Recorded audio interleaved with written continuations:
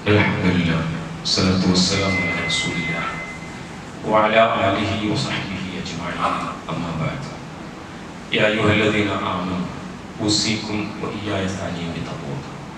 സത്യവിശ്വാസികൾ ഒരിക്കൽ കൂടി അല്ലാഹുവിന്റെ കൽപ്പനകളും നിയമനിർദ്ദേശവും പരമാവധി ജീവിതത്തിൽ പാലിച്ച് തഖ്വയോടെ ജീവിക്കണമെന്ന് വസിയത്ത് ചെയ്യുകയാണ്.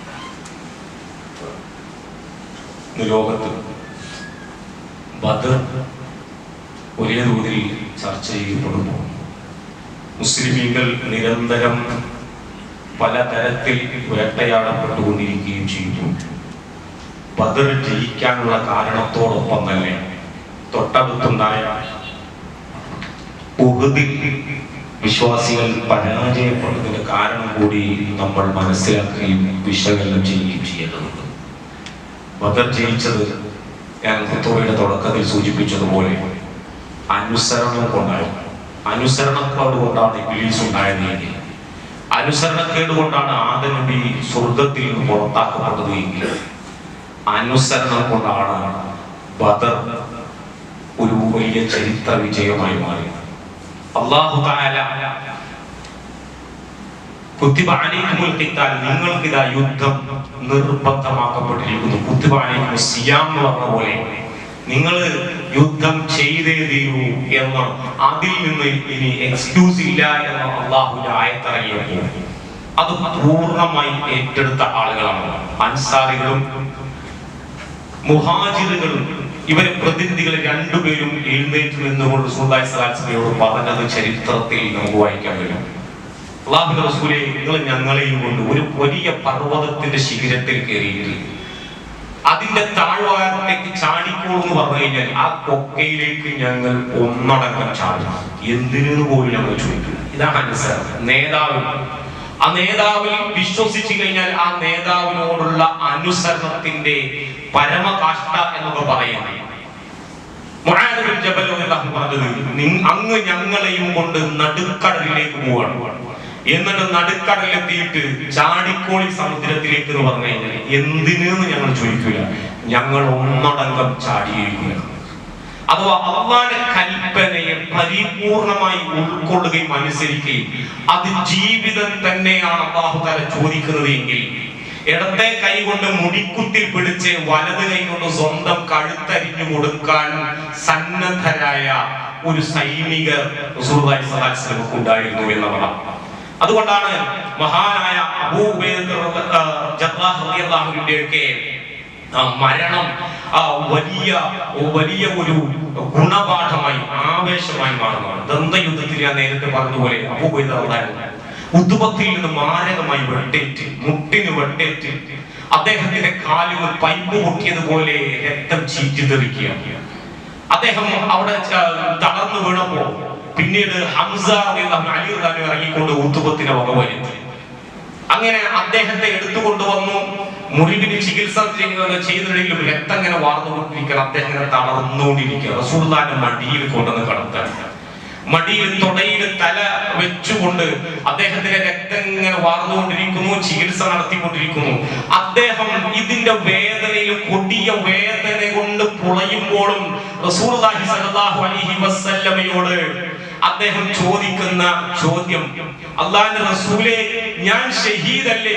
കാരണം യുദ്ധക്കളത്തിലല്ലല്ലോ, ഞാൻ മരിച്ചു കഴിഞ്ഞാൽ അല്ലാഹുവിന്റെ മാർഗ്ഗത്തിൽ യുദ്ധം ചെയ്ത് പൊരുതിയതിന്റെ ഷഹീദിന്റെ പ്രതിഫലം എനിക്ക് കിട്ടില്ല നബിയേ എന്നാണ് സങ്കടത്തോടു കൂടി അദ്ദേഹം ചോദിച്ചത്. എന്നിട്ട് ചോദിക്കാം, അബൂ താലിബ് താങ്കളുടെ എളാപ്പ അങ്ങേക്ക് അത്രമാത്രം സംരക്ഷണം നൽകിയിട്ടുണ്ട്, എന്നാൽ ആ അബൂ താലിബിനെക്കാളും വലിയ സംരക്ഷണം നൽകിയവരുടെ കൂട്ടത്തിൽ ഞാൻ ഉണ്ടാവുകയില്ലേ നബിയേ എന്ന് ചോദിച്ചു. റസൂലുള്ളാഹി സ്വല്ലല്ലാഹു അലൈഹി വസല്ലം കേട്ടപ്പോ അവർക്ക് സഹിക്കാൻ പറ്റിയില്ല. മുടിയിഴകളിലൂടെ അദ്ദേഹത്തെ തലോടിക്കൊണ്ട്, അൻത ഷഹീദ്, നീ ഷഹീദാണ് എന്ന് പറഞ്ഞുകൊണ്ട് മുസ്ലിമീങ്ങളുടെ ആദ്യത്തെ ഷഹീദ്. പിന്നീട് അദ്ദേഹം ആ മാരകമായി മുറിവേറ്റ് രക്തസാക്ഷിയാവുകയാണ്. ഇങ്ങനെയുള്ള ഒരു അനുയായികൾ ഉണ്ടാകുന്ന ഒരു നേതാവ് എങ്ങനെയാണ് ഇത്തരത്തിലുള്ള പോർക്കളങ്ങളിൽ തോൽക്കുക എന്നുള്ളത് എന്ന അമേരിക്കൻ സൈക്യാട്രിസ്റ്റ് അദ്ദേഹം റസൂലുള്ളാഹി സ്വല്ലല്ലാഹു അലൈഹി വസല്ലമയുടെ ജീവിതത്തെ ആസ്പദമാക്കിക്കൊണ്ട് വലിയൊരു ഗ്രന്ഥം തന്നെ, മനഃശാസ്ത്ര പുസ്തകം തന്നെ രചിച്ചിട്ടുണ്ട്. അതിൽ അദ്ദേഹം ചൂണ്ടിക്കാണിക്കുന്ന ഒരു യാഥാർത്ഥ്യമാണ് റസൂലുള്ളാഹി സ്വല്ലല്ലാഹു അലൈഹി വസല്ലം. അതോടൊപ്പം ഉഹുദിൽ സംഭവിച്ചത് അനുസരണക്കേടായി. റസൂലുള്ളാഹി സ്വല്ലല്ലാഹു അലൈഹി വസല്ലം കൃത്യമായി സൈനികമായി പ്ലാൻ ചെയ്ത് ആസൂത്രണം ചെയ്ത നിർദ്ദേശങ്ങൾ അവർ ഭൗതികമായ ചില താല്പര്യങ്ങൾ, ഗനീമത്ത് സ്വത്തും യുദ്ധാർജിത സ്വത്തും ഒക്കെ ഇങ്ങനെ ഉപേക്ഷിച്ച് മുശ്രിക്കുകൾ ഓടിപ്പോയത് ഇങ്ങനെ കണ്ടപ്പോ അതിൽ കണ്ണുവെച്ചുപോയി. അങ്ങനെ റസൂലുള്ളാഹി സ്വല്ലല്ലാഹു അലൈഹി വസല്ലം അനുസരണം പറഞ്ഞ കാര്യങ്ങൾ മറന്നുകൊണ്ട് അത് പെറുക്കിയെടുക്കാൻ വേണ്ടി തുനിഞ്ഞപ്പോഴേക്കും മുസ്ലിമീങ്ങൾക്ക് പരാജയം ബാധിച്ചു എന്നതാണ്. ആ പരാജയം പക്ഷെ മുസ്ലിമീങ്ങൾക്ക് വലിയ തിരിച്ചടിയൊന്നായില്ല. മുശ്രിക്കുകൾക്ക് അത് മുതലെടുക്കാനും പറ്റിയില്ല എന്നത് പിന്നീട് ചരിത്രം കാണുക. ഇന്ന് മുസ്ലിമീങ്ങൾ എന്തുകൊണ്ട് ബദർ പോലെ ഐതിഹാസികമായ വിജയങ്ങൾ നേടിയെടുക്കാൻ കഴിയുന്നില്ല എന്ന് ചോദിച്ചു കഴിഞ്ഞാൽ, ഉഹുദിലെ പോലെ നമ്മുടെ കണ്ണുകൾ യുദ്ധാർജിത സ്വത്ത് പോലെ ഭൗതികമായ കണ്ണുകളിലാണ്. ഗൾഫിൽ യുദ്ധം നടക്കുമ്പോൾ നമ്മുടെ ആശങ്ക ഇവിടെ വില കൂടുമോ, ഇവിടെ ക്രൂഡ് ഓയിലിന് വില കൂടി, പെട്രോളിന് വില കൂടുമോ, ഇവിടെയുള്ള നിർമ്മാണങ്ങളും ഇവിടെയുള്ള ആസൂത്രണങ്ങളും പദ്ധതികളും ഒക്കെ അവതാളത്തിലായി പോകുമോ എന്നതല്ലാതെ അതിൽ കവിഞ്ഞ ആശങ്കകൾ പൊതുവെ അതിന്റെ താഴെയാണ് എന്നുള്ളത് അഥവാ ഭൗതികമായ കണ്ണായതുകൊണ്ടാണ് എന്നതാണ്. വിശ്വാസികൾ ഇതിൽ നിന്ന് പഠിക്കണം. അല്ലാഹുവിന്റെ കൽപ്പന അനുസരിച്ചുകൊണ്ട് അതിനുവേണ്ടി ആത്മാർപ്പണം നടത്താൻ തയ്യാറായി കഴിഞ്ഞാൽ അല്ലാഹു സഹായം നൽകും. അൽഫമിനൽ മലായികതി മുർദിഫീൻ, അല്ലാഹു തആല മലക്കുകളെ അയച്ചുകൊണ്ട് സഹായിക്കും എന്നുള്ളത് ബദറിന്റെ ചരിത്രം നമുക്ക് പകർന്നു തരുന്ന വലിയ പാഠമാണ്. അതോടൊപ്പം നമ്മൾ മനസ്സിലാക്കുന്നത്, നമ്മൾ കഴിഞ്ഞ ഖുതുബയിൽ നമ്മൾ രണ്ടാം ഖുതുബയിൽ സൂചിപ്പിച്ചു, നമ്മുടെ മഹലിൽ നടപ്പിലാക്കാൻ ഉദ്ദേശിക്കുന്ന കൗമാരക്കാരായിട്ടുള്ള അഥവാ ആൽഫ ജനറേഷനിൽപ്പെട്ട കുട്ടികൾക്ക് വേണ്ടി നടപ്പിലാക്കുന്ന ഒരു പദ്ധതി. അവര് ഈ റമദാൻ മുതൽ അടുത്ത റമദാൻ വരെ പള്ളിയിലെ സുബഹിക്ക് നിർബന്ധമായും മറ്റുള്ള വക്തുകൾക്ക് പരമാവധി, അതുപോലെ തന്നെ പള്ളിയുമായി ബന്ധപ്പെട്ട ഗുണപരമായിട്ടുള്ള പ്രവർത്തനങ്ങൾക്കും സാമൂഹ്യ പ്രവർത്തനങ്ങൾക്കും ജീവകാരുണ്യ പ്രവർത്തനങ്ങളിലുമൊക്കെ പങ്കാളികളാവുകയാണെങ്കിൽ ഒരു വർഷത്തെ ഒരു സ്കീമിനകത്ത് ഈ കൂട്ടർ അവിടെ നമുക്ക് കാണാൻ കഴിയും. അവരുടെ അറ്റൻഡൻസ് രേഖപ്പെടുത്താൻ വേണ്ടി ഡിവൈസ് വരെ, പഞ്ചിങ് ഡിവൈസ് വരെ സ്ഥാപിച്ചു കഴിഞ്ഞു. അഥവാ അതോടൊപ്പം തന്നെ ജൻസിയിൽപ്പെട്ട അവരുടെ തൊട്ടു മുമ്പുള്ള തലമുറയിൽപ്പെട്ട ഒരു 10-40ഓളം ചെറുപ്പക്കാരുടെ ഒരു വിങ് നമ്മൾ രൂപീകരിച്ചു കഴിഞ്ഞ ഞായറാഴ്ച. ഇവരെ ഈ ആൽഫയിൽപ്പെട്ട കുട്ടികളെ മോൾഡ് ചെയ്തുകൊണ്ട് അവരെ പരിശീലിപ്പിച്ചുകൊണ്ട് അവർക്ക് കൃത്യമായ നിർദ്ദേശങ്ങൾ നൽകിക്കൊണ്ട് ദീനിന്റെ മാർഗത്തിലൂടെ രാജ്യത്തിന് ഗുണം ചെയ്യുന്ന, സമുദായത്തിന് ഗുണം ചെയ്യുന്ന, ഉമ്മത്തിന് മുതൽ കൂട്ടാകുന്ന സദാചാരബോധമുള്ള ധർമ്മനിഷ്ഠയുള്ള ഒരു പുതിയ തലമുറ വാർത്തെടുക്കുക എന്നുള്ളത് ഇത് റസൂലുള്ളാഹി സ്വല്ലല്ലാഹു അലൈഹി വസല്ലമയുടെ മാതൃകയാണ്. ബദറിൽ തന്നെ നമുക്കത് കാണാൻ കഴിയും. റസൂലുള്ളാഹി സ്വല്ലല്ലാഹു അലൈഹി വസല്ലം യുവാക്കളെ പരമാവധി യുദ്ധത്തിൽ പ്രയോജനപ്പെടുത്തിയതാണ്. 21 വയസ്സുകാരനായ മിസ്അബ് ബിൻ ഉമൈർ റളിയല്ലാഹു അൻഹു ആയിരുന്നു. അത്രയും സീനിയർ മോസ്റ്റ് ആയിട്ടുള്ള സഹാബാക്കൾ ഉണ്ടായപ്പോഴും റസൂലുള്ളാഹി സ്വല്ലല്ലാഹു അലൈഹി വസല്ലം കൊടി പിടിച്ചു മുന്നിൽ നിന്ന് പൊരുതാൻ ഏൽപ്പിച്ചത് 21 വയസ്സായ മിസ്അബ് തന്നെയാണ്. 15 വയസ്സുള്ള അലി റളിയല്ലാഹു അൻഹുവിനെയാണ് റസൂലുള്ളാഹി സ്വല്ലല്ലാഹു അലൈഹി വസല്ലം, അതുപോലെ തന്നെ 17 വയസ്സുള്ള ഒരു അൻസാരി യുവാവിനെയുമാണ് റസൂലുള്ളാഹി സ്വല്ലല്ലാഹു അലൈഹി വസല്ലം സഹകൊടിവാഹകരായിട്ട് മിസ്അബ് റളിയല്ലാഹുവിന്റെ ഇടത്തും വലത്തുമായിട്ട് കൊടി പിടിച്ചു പൊരുതാൻ വേണ്ടി ഏൽപ്പിച്ചത്.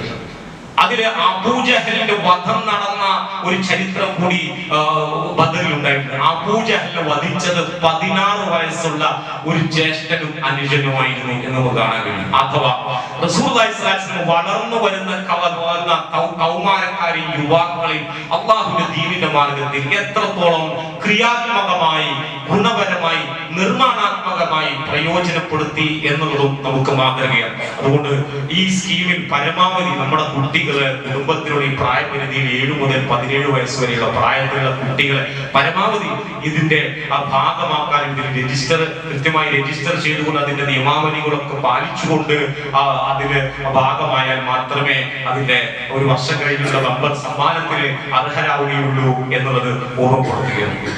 സഹോദരികളെ വിശ്വാസികൾ, അല്ലാഹു സുബ്ഹാനഹു വ തആല ലോകത്ത് വലിയ പരീക്ഷണങ്ങളും പ്രയാസങ്ങളും കൊണ്ട് മുസ്ലിമീങ്ങളെ എല്ലാ നൂറ്റാണ്ടുകളിലും എല്ലാ കാലഘട്ടത്തിലും അല്ലാഹു പരീക്ഷിച്ചുകൊണ്ടേയിരിക്കുന്നു. ഇത്തരം പരീക്ഷണങ്ങളും പ്രയാസങ്ങളും ഉണ്ടാകുന്ന സന്ദർഭങ്ങളിലെല്ലാം തന്നെ അല്ലാഹുവോടുള്ള ബാധ്യതയും കടമയും കടപ്പാടുകളും ശുക്റും ദിക്റും അതിൽ വിട്ടുവീഴ്ചയില്ലാതെ ഏത് വെല്ലുവിളിയും പ്രയാസമുള്ള സാഹചര്യത്തിൽ അള്ളാഹുവിന്റെ കലിമത്ത് തൗഹീദിനു വേണ്ടി അതിനുവേണ്ടി പരിശ്രമിക്കുകയും പൊരുതുകയും ശാരീരികമായി മാനസികമായി സാമ്പത്തികമായി എല്ലാം തന്നെ അള്ളാഹുവിന്റെ മാർഗത്തിൽ വിനിയോഗിക്കുന്ന വിശ്വാസികളായ പോരാളികളിൽ അള്ളാഹു നമ്മെ ഉൾപ്പെടുത്തി അനുഗ്രഹിക്കുമാറാകട്ടെ. അറിഞ്ഞും അറിവില്ലായ്മ സാഹചര്യങ്ങൾ സമ്മർദ്ദങ്ങൾ കൊണ്ട് ആൾക്കൂട്ടത്തിൽ വെച്ചും ധരിച്ചിരുന്നു ഇരുട്ടത്തും മുളച്ചെത്തും ഒരുപാട് തെറ്റുകൾ തിന്മകൾ അപാകതകൾ നമ്മളിൽ നിന്ന് വന്നു പോയിട്ടുള്ള അള്ളാഹു താല ഈ പരിശുദ്ധ റമദാനിലെ ബർക്കത്ത് കൊണ്ട് അള്ളാഹു അതെല്ലാം നമുക്ക് വിട്ടുകൊടുത്ത് മാപ്പാക്കി തീരുമാനം.